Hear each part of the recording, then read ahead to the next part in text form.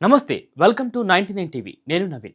లోక్సభలో ప్రభుత్వం ఏర్పాటు చేయాలంటే 272 సీట్లు కావాలి. ఇది అందరికీ తెలిసిన సింపుల్ ఈక్వేషన్. కానీ దేశ రాజకీయాల్లో అసలు సిసలైన మైండ్ గేమ్ చాలాసార్లు రాజ్యసభలోనే జరుగుతుంది. ఎందుకంటే కేంద్ర ప్రభుత్వం తీసుకొచ్చే ఎలాంటి కీలక బిల్లులైనా, పెద్ద పెద్ద ఆర్థిక సంస్కరణలైనా, చివరకు రాజ్యాంగ సవరణలైనా రాజ్యసభ అడ్డంకిని దాటాల్సిందే. ఇప్పుడు అదే రాజ్యసభలో బీజేపీ నేతృత్వంలోని ఎన్డీఏ కూటమి శరవేగంగా బలపడుతుంది.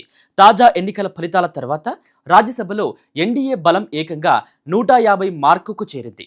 రాజ్యాంగ సవరణలకు అవసరమైన 163 సీట్ల మ్యాజిక్ ఫిగర్కు ఎన్డీఏ కేవలం 13 సీట్ల దూరంలోనే నిలిచింది. అసలు ఎన్డీఏ టార్గెట్ చేసిన ఆ 163 సీట్లు సాధ్యమేనా? ఒకవేళ ఆ నెంబర్ వస్తే భారత రాజకీయాల్లో ఎలాంటి పెను మార్పులు రాబోతున్నాయి? ఈ పొలిటికల్ ఇన్సైడ్ స్టోరీని ఇప్పుడు క్లియర్గా చూద్దాం. ఇటీవల దేశవ్యాప్తంగా ఖాళీగా ఉన్న 26 రాజ్యసభ స్థానాలకు అత్యంత ఉత్కంఠభరితంగా ఎన్నికలు జరిగాయి. ఈ పోరులో ఎన్డీఏ కూటమి ఏకంగా 19 స్థానాలను క్లీన్ స్వీప్ చేసి తన సత్తా చాటింది. మరోవైపు కాంగ్రెస్ నేతృత్వంలోని విపక్ష ఇండియా కూటమి కేవలం 6 స్థానాలకే పరిమితమై గట్టి షాక్ తిన్నది. ఇక ఈ ఎన్నికల్లో మిజోరాంకు చెందిన జోరం పీపుల్స్ మూవ్మెంట్ ఒక స్థానాన్ని గెలుచుకుని తొలిసారిగా రాజ్యసభలో అడుగుపెట్టి రికార్డు సృష్టించింది. అయితే ఈ ఎన్నికల అసలు ట్విస్ట్ అంతా ఆ సంఖ్యల్లోనే దాగి ఉంది. రాజ్యసభలో మొత్తం సభ్యుల సంఖ్య 245. సాధారణ బిల్లులను పాస్ చేయడానికి సాధారణ మెజారిటీ ఉంటే సరిపోతుంది. కానీ దేశ గమనాన్ని మార్చే రాజ్యాంగ సవరణల బిల్లు వంటి అత్యంత కీలకమైన బిల్లులు నెగ్గాలంటే సభలో ఖచ్చితంగా 3/2 మెజారిటీ అవసరం. అంటే అక్షరాల 163 సీట్లు ఉండాలి.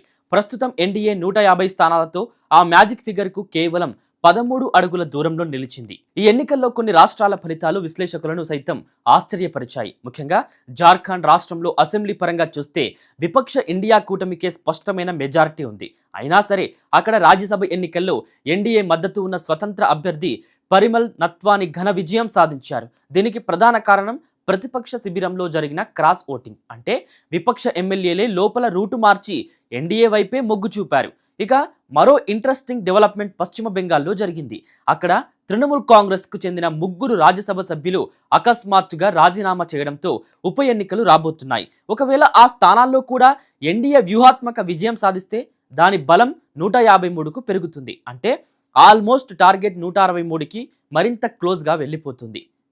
మరోవైపు ప్రతిపక్ష ఇండియా కూటమిలో అంతర్గత పరిస్థితులు అసలు సజావుగా లేవు.